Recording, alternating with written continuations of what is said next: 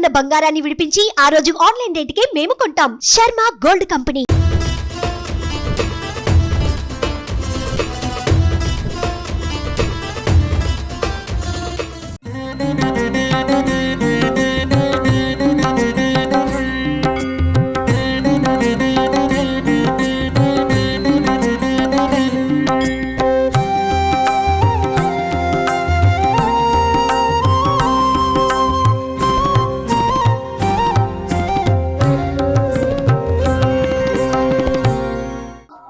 నమస్కారం, welcome to Suman TV. Temple tour with Geethanjali కార్యక్రమానికి స్వాగతం. ద్వాదశ లింగాల్లో వైద్యనాథుడిగా కొలువైనటువంటి ఆ శివయ్య క్షేత్రం ఎంతో మహిమాన్వితమని చెబుతూ ఉంటారు. మహారాష్ట్ర పర్లీలో ఆ జ్యోతిర్లింగం ఉంది. అయితే ప్రత్యేకంగా చెప్పుకోవాలి, వైద్యనాథుడిగా ఆ శివయ్య కొలువైనవి చాలా అరుదుగా ఉంటాయి ఆలయాలు. అలాంటి ఒక అరుదైన విశిష్టమైన ఆలయానికి నేను వచ్చానండి. ఈ ఆలయం ఎక్కడుందో తెలుసా? రంగారెడ్డి జిల్లా శంకరపల్లిలో ఉన్నటువంటి చందిప్ప గ్రామంలో. చందిప్ప గ్రామంలో కొలువైనటువంటి ఈ వైద్యనాథేశ్వరుడు ఎంతో ప్రత్యేకం. ఎందుకంటే ఇక్కడ ఆ శివయ్య మరకత లింగేశ్వరుడిగా భక్తులకు దర్శనమిస్తున్నాడు. ఇంకా ఆలస్యం ఎందుకు, వెళ్ళి ఆ స్వామిని దర్శించుకుందామా? రండి.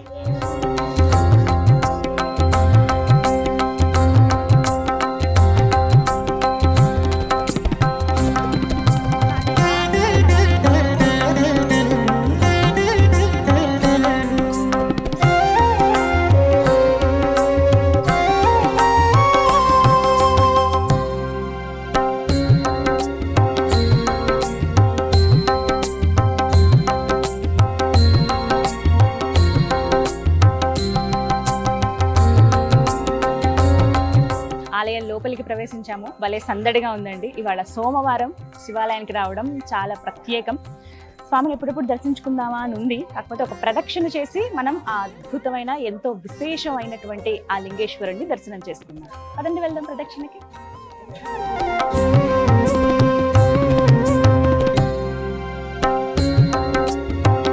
ఈ ఆలయం ఎప్పుడు నిర్మించారు, ఆ వివరాలన్నీ కూడా ఈ శిలపైన చెక్కి ఉంచారు.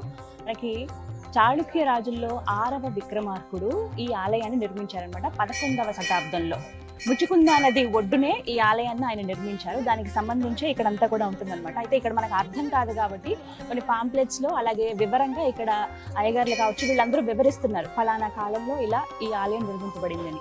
అందుకనే మనకి ఎంట్రన్స్ లో కూడా పూర్తిగా ఈ ఆలయం గురించి చెప్పినప్పుడు చెప్తూ ఉంటారు, 11వ శతాబ్దానికి చెందినటువంటి మరకత లింగేశ్వర స్వామి దేవస్థానము అని. అక్కడే మనకు అర్థమవుతుంది ఈ ఆలయం 11వ శతాబ్దానికి చెందినదని.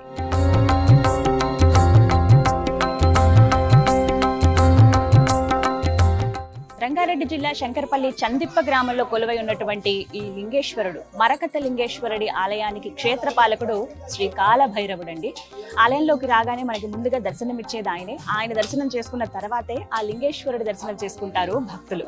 మనం కూడా స్వామిని దర్శించుకున్నారండి.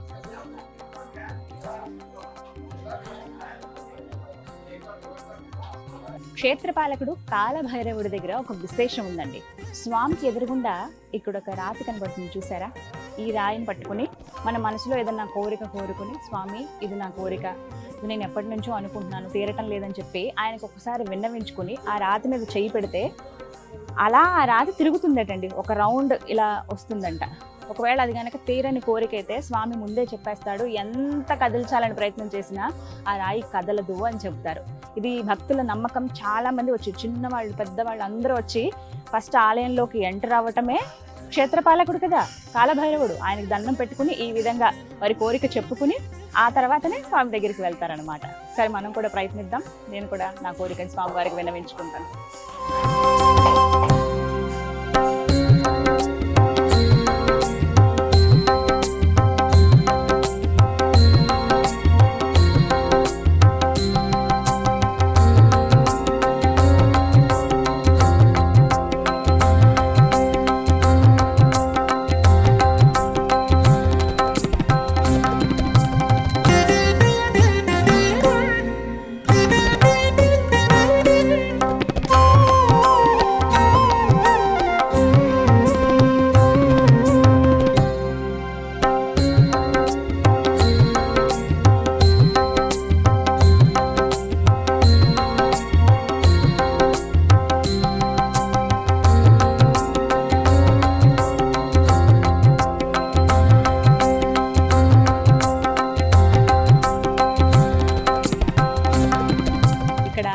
అభిషేకాలు చేస్తూ ఉంటారు. ప్రత్యేకించి అంటే ఈశ్వర ఆలయంలో నవగ్రహాలు ఖచ్చితంగా ఉంటాయి. దాంతో పాటుగా శనీశ్వరుడి ఆరాధన ఎక్కువ చేస్తూ ఉంటారు. శనీశ్వరుడి అభిషేకాలు కూడా ఇక్కడ నిర్వహించుకోవచ్చండి. దానికి తగ్గట్టుగా కూడా ఏర్పాట్లు అన్నీ ఉంటాయి.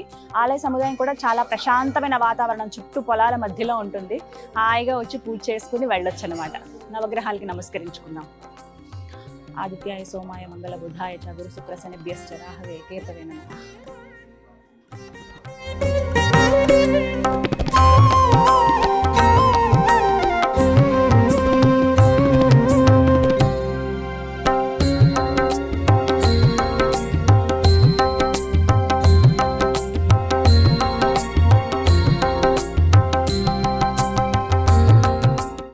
అలా ప్రదక్షిణ చేసుకుని ఇంకా అడుగులు అడుగు వేసుకుంటూ నెమ్మదిగా వస్తూ ఉంటానండి. ఒక పెద్ద శివలింగం మనకి భలే ఆకర్షణగా కనపడుతుంది. ఏంటా అని అడిగితే చెప్పారు, ఈ ఆలయం కట్టేటప్పుడు ఇంత తవ్వకాలు ఇవన్నీ చేస్తూ ఉంటారు కదా నిర్మాణాలు జరిగేటప్పుడు, అలా ఒక పెద్ద రాయిలాగా ఏదో అడ్డుపడిందండి అని చెప్పి పనిచేసే వాళ్ళందరూ వచ్చి చెప్తే ఏంటా అని అందరూ వచ్చి చూసేటప్పుడు పెద్ద శివలింగం అంట. ఇప్పుడు మీకు కనిపిస్తుంది ఇలా తవ్వకాల్లో బయటపడినటువంటి శివలింగం అండి. ఎలాగో స్వామి లోపల కొలువై ఉన్నారు, ఒక ఉపాలయంగా ఉంటే బాగుంటుంది, స్వయంగా భక్తులే వచ్చి ఇక్కడ అభిషేకం చేసుకునే విధంగా ఇక్కడే ఆ లింగాన్ని ఉంచేశారనమాట. అసలు ఇంత పెద్ద శివలింగం కనపడమే చాలా విశేషం అండి. ప్రతినిత్యం లోపల ఎలా అయితే స్వామివారికి జరుగుతాయో పూజలు, అదే విధంగా ఇక్కడ శివలింగానికి కూడా జరుగుతాయి. అందుకే చూడొచ్చు, ప్రతినిత్యం గంగాజలం పడే విధంగా ఇక్కడ ఏర్పాటు చేశారు. భక్తులు వచ్చి వాళ్ళంతట వాళ్ళే ఇక్కడే కొబ్బరికాయలు కొట్టి అభిషేకం చేసుకుని చక్కగా అగరబత్తి కర్పూరం అన్ని వెలిగించి నమస్కరించుకుని వెళ్తూ ఉంటారు. హర హర మహాదేవ్.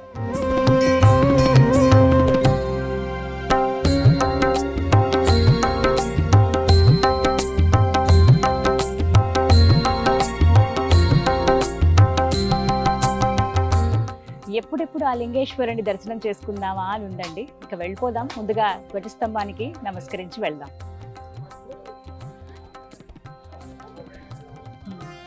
ఒకసారి ఆలయ ప్రకారం చూడండి మీరు.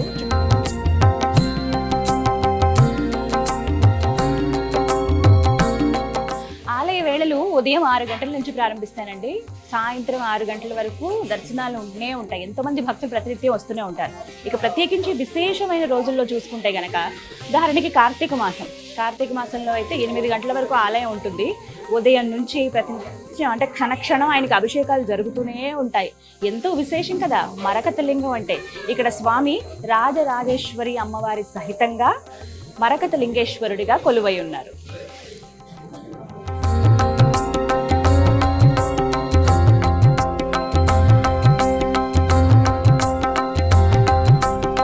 పదకొండవ శతాబ్దం, అందులోనూ బ్రహ్మసూత్రం ఉన్నటువంటి మరకత లింగం అండి. ఎక్కడా మనకి తెలంగాణ వ్యాప్తంగా చూసుకున్నా ఈ విధంగా స్వామి దర్శనం ఇవ్వరు.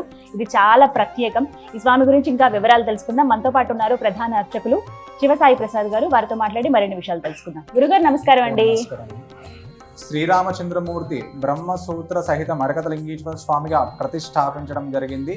కాలక్రమేణా 11వ శతాబ్దంలో 6వ విక్రమాదిత్యుడు చాళుక్య రాజులు ఈ యొక్క క్షేత్రాన్ని, ఈ యొక్క ఆలయాన్ని సందర్శించి దీనికి ఆలయాన్ని నిర్మించి ఈ క్షేత్రానికి అలాగే పంట పొలాలు, అలాగే పుష్పాదివాసాలకి పుష్పాలు స్వామివారికి సమర్పించడానికి పుష్ప పొలాలు, అలాగే అన్నదాన కార్యక్రమానికి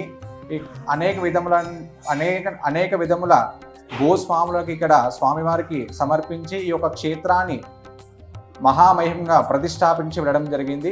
కాలక్రమేణా ఈ ఆలయము ధ్వంసానికి గురికావడంతో ఈ గ్రామస్తులు ఈ యొక్క శిథిలావస్థలో ఉన్న శివాలయాన్ని గుర్తించి దీనికి పునరావాసం కల్పించి 2012లో ఈ యొక్క ఆలయాన్ని పునఃప్రారంభించడం జరిగింది.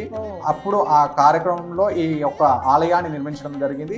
మనకు చూసుకున్నట్టే ఇది పూర్వ ఆలయం కాదనమాట. 2012లో డిమాలిషన్ చేసేసి మళ్ళీ స్వామివారిని ప్రతిష్టాపించడం జరిగింది. అంటే ఇక్కడ స్వామివారికి చుట్టూ ఎలాంటి ఇబ్బంది కలగకుండా వరి ఉంటది కదా, వరి అలా ధాన్యాలు అన్ని పోసి ఆ యొక్క ఒక్కొక్క రాయిని పూర్తిగా తొలగించి స్వామివారికి ఎలాంటి ఇబ్బంది కలగకుండా స్వామివారి చుట్టుపక్కల మాత్రమే ఆలయాన్ని పునరుద్ధరణ చేయడం జరిగింది. ఆలయంలో ఉన్నటువంటి శివలింగాన్ని మాట ఎట్టి పరిస్థితుల్లో టచ్ చేయలేదన్నమాట, కదిలించలేదు. ఎలా అయితే శివలింగం అప్పట్లో రాజులతో శ్రీరామచంద్రమూర్తి ప్రతిష్టాపించబడిందో అలాగే స్వామివారు ఇక్కడే ఉన్నారనమాట. ఆలయం పునరుద్ధరణ చేసినా గానీ స్వామివారికి ఎలాంటి ఆటంకం కలగకుండా చుట్టూ పరిసరాలు మాత్రమే తొలగించి మళ్ళీ పునరావాసం కల్పించడం, మళ్ళీ పునరుద్ధరణ చేశారంట ఆలయాన్ని. మనకి చూసుకున్నట్టయితే స్వామివారు గ్రీన్ కలర్ లో, ఆకుపచ్చ కలర్ లో కనిపిస్తారనమాట. మనకి విశేషం ఏంటంటే, మనకి మన జీవనంలో మనం ఎన్నో కార్యక్రమాలు చేస్తుంటాం. వివాహ కార్యక్రమాలు, లేకుంటే ఏదైనా వ్యాపారం చేద్దాం అనుకుంటాం, లేకుంటే ఎన్నో కార్యక్రమాలు చేద్దామని అనుకుంటాం. కాబట్టి అలాంటి అలాంటి పనులు చేస్తున్నప్పుడు ఎన్నో విధమైన ఆటంకాలు మనలో కలుగుతాయి అన్నమాట. కొంతమందికి నరదృష్టి పరంగా, అన్ని విధాలుగా దోష పరిహారార్థంగా కూడా మనం అనుకున్న పని జరగదన్నమాట. ఎంత చేస్తున్నా కానీ అది అక్కడనే ఆగిపోతుంది. ఎలాంటి ఇబ్బందులు ఉన్నా సరే స్వామివారికి అభిషేకించుకొని మనము శంకరాన్ని ప్రార్థిస్తే ఆ స్వామి కరుణామయంతో మనకున్న ఆటంకాలను తొలగించి మనం అనుకున్న కార్యంలో విజయాన్ని ఇస్తాడనమాట. అందుకనే విశేషంగా స్వామివారికి బుధవారం, శుక్రవారం విశేషంగా అభిషేకాలు జరుగుతుంటాయి అన్నమాట.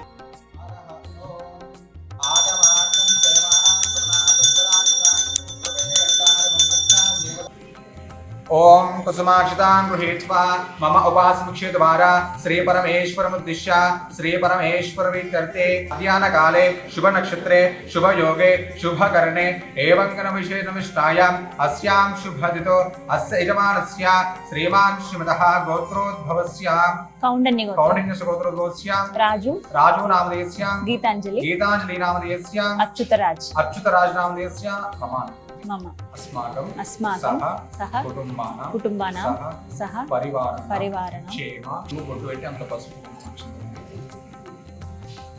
तदंगत्रेण कलशाराधनं करिष्ये तदादौ एतत्कर्मनिर्विघ्नेन परस्माद्विद्धारा उपरि हस्तं निधाय रुद्रकण्डे विश्वासुतः मूले ब्रह्मा मध्ये मातृगणाशुतः कुक्षौ साग्रा सर्वे सत्त्वद्वीपां सुन्दरा ऋग्वेद यजुर्वेद सामवेद स्वामार्पणनिदानं एतदादना महेरना यचक्षसे यो वश्वतमोरसस्तस्य भाजयते नमः भुषतेरिव मातरः तस्मा अरङ्गमामवो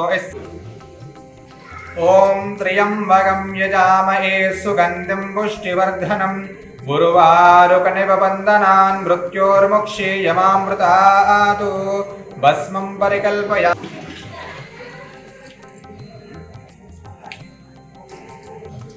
ओम गन्धद्वारां दुरादृशां नित्यपुष्ठाङ्करेष्णे ओम पिनाकिने नमः ओम शशिशेखराय नमः केशाय नमः ओम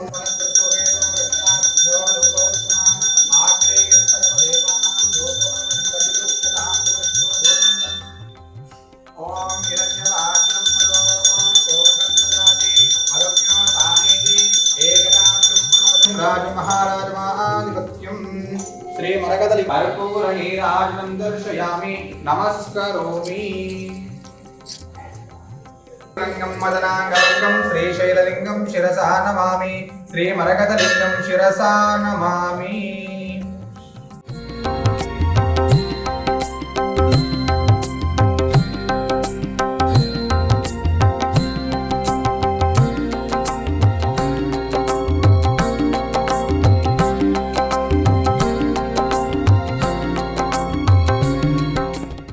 హర హర మహాదేవ. ఎంత చక్కగా దర్శనమైందో. దర్శనం ఏమిటి, నా చేతులతో నేను అభిషేకం చేశానండి. అలా స్వామిని తాకాను. తాకటం కన్నా ఇంకొకటి ఏంటంటే, నా నుదురు స్వామివారికి అలా ఆనించి నా మనసులో ఉన్న కోరికను చెప్పుకోగలిగాను. అసలు తాకటమే ఒక దివ్యమైన అనుభూతి. అది ఒక గొప్ప అవకాశం. ఇది ఎక్కువగా చూడడం మనం గర్భగుడిలోకి వెళ్ళి స్వయంగా, అంటే మహిళలు అభిషేకం చేసేది చాలా తక్కువ ఉంటుందండి. అలాంటిది ఇక్కడ మహిళలు కూడా చేయొచ్చు. అందరూ వచ్చి చక్కగా అభిషేకంలో పాల్గొనొచ్చు అనమాట. స్వయంగా మనమే అభిషేకం చేయొచ్చు. మరకతలింగం కదా, ముందు చూసినప్పుడు కాస్త నల్లగా, అంటే డార్క్ గ్రే కలర్లో కనపడింది. కానీ అభిషేకం చేసేటప్పుడు ఆ పచ్చదనం అలా అలా మరకతం మెరుస్తూ ఉంటే వాళ్ళే అనిపించిందండి. బ్రహ్మసూత్రం ఉండడం, 1,00,000 లింగాలకు 1,00,000 స్వాములకు మనం అభిషేకం చేస్తే ఎంతటి పుణ్యం వస్తుందో, అలా ఒక్క బ్రహ్మసూత్రం కలిగినటువంటి శివలింగానికి అభిషేకం చేస్తే దక్కుతుందట. అది నిజంగా నా మహద్భాగ్యమే. అలాగే అమ్మవారిని కూడా మనం అక్కడే చూడొచ్చండి. రాజరాజేశ్వరి అమ్మవారిని ప్రతిష్ఠించారు. కానీ ముందు అమ్మవారు ఏదైతే అప్పుడు మనకి ముందు కాలంలో ఉండేదో, ఆ అమ్మవారు వెనక భాగంలో చూడొచ్చు. వినాయకుడు, అమ్మవారు, అలాగే నాగేంద్రుడు, కుమారస్వామి, ఈ నలుగురు వెనక భాగంలో ఉంటారన్నమాట. అక్కడ కూడా దర్శనం చేసుకోవచ్చు. ఇది ఎంతో మహద్భాగ్యమే చెప్పాలంటే. నాకైతే చాలా సంతోషం అనిపించింది అభిషేకం చేయటం అనేది.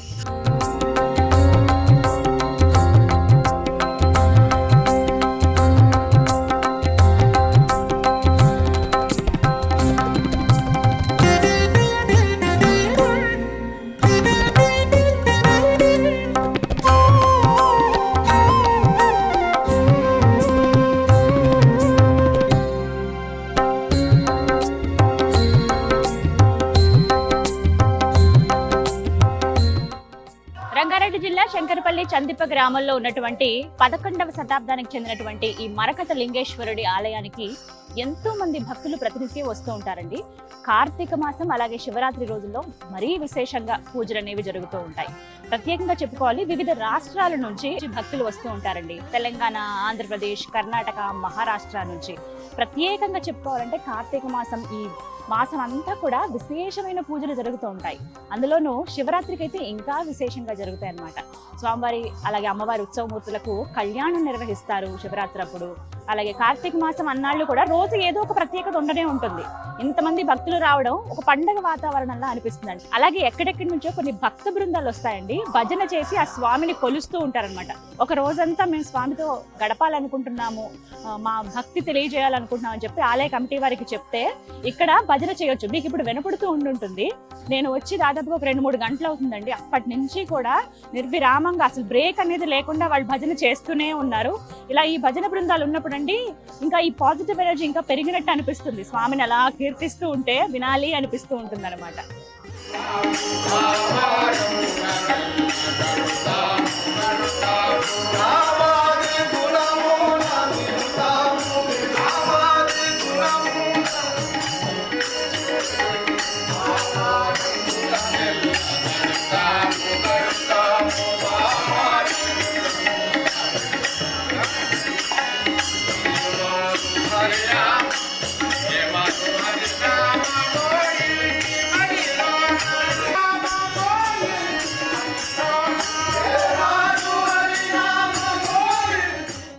ఫస్ట్ మనము ఆ పరమాత్మునికి, ఆ దేవదేవునికి దండం పెట్టుకుంది.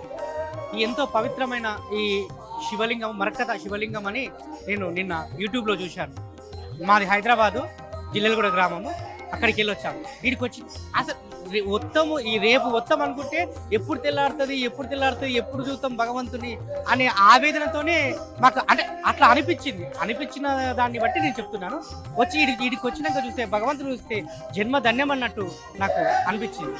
చాలా మహిమ వల్ల శివలింగం ఇక్కడ చూస్తే సౌకర్యాలు కానీ, అన్నదానం కానీ, భజన కానీ, భక్తులు కానీ చాలా పద్ధతిగా పవిత్రమైన చాలా మంచిగా అనిపించింది. చాలా పవిత్రంగా చేస్తున్నారు. అలాగే మనకు ఈ కార్యక్రమాన్ని చూపించిన సుమన్ టీవీ గారి కూడా మన ప్రత్యేక వందనాలు.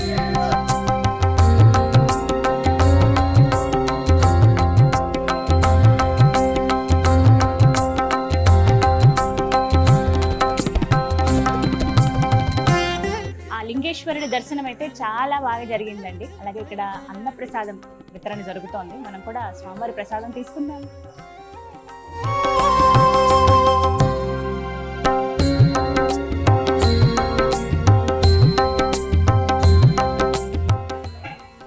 గోధుమ రవ్వ స్వీట్ అండి. హరహర మహాదేవ, శంభో శంకర. భలే ఉంది. ఇది బాగా రిఫైన్ చేసిన గోధుమలు మనకి ఈజీగా టేస్ట్ తెలిసిపోతాయి, కానీ వెంటనే నూకలాగా ఉంటుంది చూసారా. మనకి ఊర్లలో స్వచ్ఛమైనది అప్పటికప్పుడు తెచ్చి వండితే ఎలా ఉంటుందో అలా.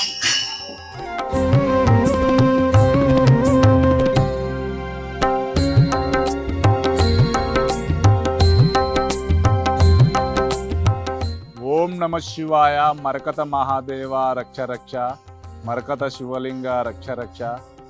అలాగే సుమన్ టీవీ వారికి అందరికీ ధన్యవాదాలు. ఓం నమ శివాయ. మరకత మహాదేవ రక్ష రక్ష, మరకత శివలింగ రక్ష రక్ష. అలాగే సుమన్ టీవీ వారికి అందరికీ కూడా ధన్యవాదములు. అలాగే ఇది మరకత శివాలయం, రంగారెడ్డి డిస్టిక్, శంకర్పల్లి మండలు, చందిప్ప విలేజ్. ఈ చందిప్ప విలేజ్లో బ్రహ్మసూత్రం కలిగిన మరకత శివలింగం ముచ్చుకుందా నది ఒడ్డున, అంటే ఈ రోజులో మూసీ నది అని చెప్పడం జరుగుతుంది. మూసీ నది ఒడ్డున 11వ శతాబ్దం కాలం నాడు చాళుక్య రాజులు విక్రమాదిత్యుడు ప్రతిష్ఠించిన మరకత శివలింగం. దీన్ని చాలా అరుదుగా పిలుస్తారు. చాలా దూరం నుంచి కూడా భక్తులు అనారోగ్యం గురించి కానీ, ఎడ్యుకేషన్ గురించి కానీ ప్రతి ఒక్కరు ఎంతో రకాలుగా వచ్చి వాళ్ళందరూ కూడా ఆశీర్వాదం తీసుకుంటారు. అలాగే ప్రతి పౌర్ణమి, అమావాస్య ఆది సోమ రోజులలో కూడా అన్నదాన కార్యక్రమం జరుగుతుంది. ఈ హైదరాబాద్ నుంచి కూడా చాలా జనాలు వస్తుంటారు. ఇక్కడ నిజామాబాద్ నుంచి, ఇక్కడ కర్నూలు నుంచి చాలా మంది రావడం జరుగుతుంది.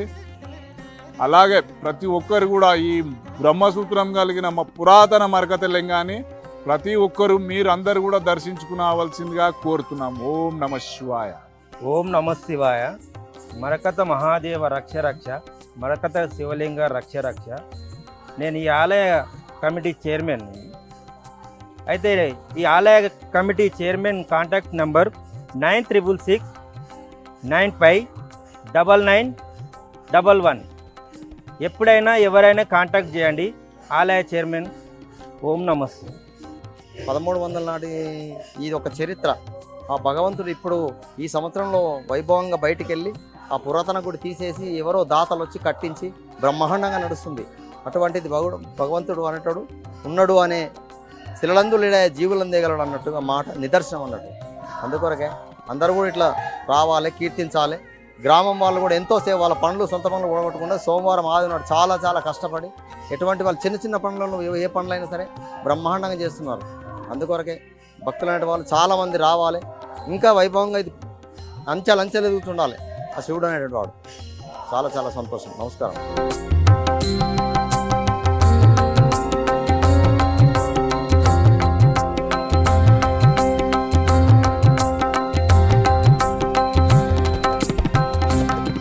శంకరపల్లి చందిప్ప గ్రామంలో ఉన్నటువంటి మరకత లింగేశ్వరుడి ఆలయాన్ని, స్వామిని దర్శించుకోవటం, ఆయన్ని స్పృశించడమే ఒక దివ్యమైన అనుభూతి అండి. మీకు కూడా కలుగుతుంది స్వామివారి దర్శనానికి వస్తే. తప్పక వస్తారు కదూ. ఆ శివయ్య అనుగ్రహం ఎల్లవేళలా మీకు ఉండాలని మనస్ఫూర్తిగా కోరుకుంటున్నాను. అడ్రస్ మరొకసారి చెప్తున్నాను. రంగారెడ్డి జిల్లా శంకరపల్లి చందిప్ప గ్రామం, మరకత లింగేశ్వర స్వామి దేవాలయం. ఇది వాళ్ళ వీడియో. మరో దివ్యమైన ఆలయ విశేషాలతో మళ్ళీ మీ ముందుకు వస్తాను. హర హర మహాదేవ, శంభో శంకర.